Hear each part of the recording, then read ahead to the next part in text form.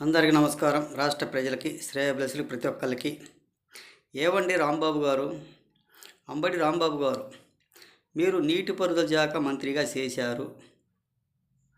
2.5 సంవత్సరాలు 3 సంవత్సరాలు చేశారు. మరి నీటిపారుదల శాఖ మంత్రిగా చేసినప్పుడు పోలవరం గురించి నాకేం అర్థం కావలేదు, ఇంకా ఎవరికి కూడా అర్థం కాదు అని అంటావు. ఎవడో రాసిచ్చిన స్క్రిప్టు చదవటం కూడా నీకు రాదు, నీకు అర్థం కాదు కూడా. మీరు తొందరపడటం ఎందుకు రాంబాబు గారు? మీకు అవ్వాతాతల పింఛన్ చేయటానికి 1000, 2000 నుంచి 3000 చేయటానికి, ఒక 1000 రూపాయలు పెంచడానికి 5 సంవత్సరాలు పట్టింది. ఒక్కసారి ఆలోచించుకోండి. మీరు ఏం మాట్లాడుతున్నారో తలతెక్క మాటలుగా, వింత మాటలుగా మీరు మాట్లాడటం సరైనది కూడా కాదు. మన రాష్ట్రంలో ఏం చేశారు ఒక్కసారి చెప్పండి. మన రాష్ట్ర ప్రభుత్వాన్ని బీహార్ కంటే అంతంత ఘోరంగా తయారు చేశారు. మరింత మీరంతా చేసిన ఘోరం ఏ రాష్ట్రం కూడా చేయలేదు, ఏ పరిపాలకుడు కూడా మన ఆంధ్రాలో ఎవరు చేయలేదు.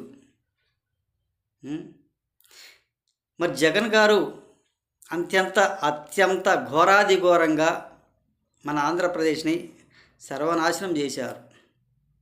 ప్రతి ఒక్కళ్ళు కూడా తెలుసు. మళ్ళీ మమ్మల్ని జనాలు రమ్మంటున్నారు అని అంటారు. ఎవరు రమ్మంటున్నారు? ఒక పనికిమాలిన ఎదవలు తప్ప అది ఎవరు కూడా రమ్మని చెప్పరు. అంటే మీకై మీరు అనుకుంటున్నారు ఏం జనాలు మళ్ళీ మమ్మల్ని ఎడుకుంటున్నారు అనేది. ఒకసారి పింఛన్ల వ్యవహారం చూస్తే ఒకసారి అర్థమవుతుంది. మన రాష్ట్రానికి రాజధాని గురించి చూస్తే ఒకసారి అర్థమవుతుంది. చాలాసార్లు కూడా చెప్పే ఉంటాను, చాలాసార్లు కూడా. జగన్ టైంలో ఏపీ బీహార్లా ఉంది అని అంటారంట. అంతకంటే ఘోరంగానే ఉంది. మరి కూటమి ప్రభుత్వం వచ్చాక ఏపీ ఒక మణిపూర్లా తయారు కావడానికి సిద్ధంగా ఉంది. మరి మీ ప్రభుత్వానికి కూటమి ప్రభుత్వానికి ఎంత తేడా ఒకసారి ఆలోచించండి. మీరు ఏం చెప్పినా చేయటానికి చెప్పడానికి చేత కాదు. ఒక తలతిక్క మాటలు, ఒక రాసలీల మాటలు, రాసలీల చేయటానికి దేనికి పనికొచ్చేవాడిని మాత్రం కాదు. నువ్వు సత్తెనపల్లిలో ఏమీ కూడా చేయలేదంట. ఊరక మాట్లాడటం తప్ప దేనికి పనికిరారు అని కూడా అన్నారు. ఒక్కసారి ఆలోచించుకో మన రాష్ట్ర పరిస్థితి గురించి.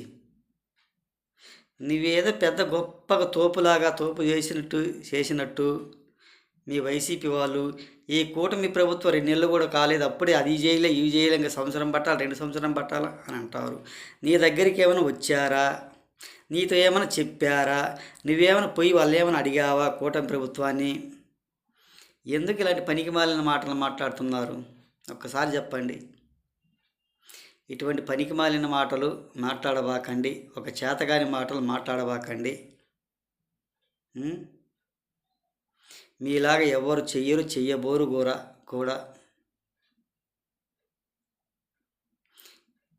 అని తెలియజేస్తూ రాష్ట్ర ప్రజలకి, శ్రేయోభిలాషులకి, ప్రతి ఒక్కళ్ళకి హృదయపూర్వక ధన్యవాదాలు.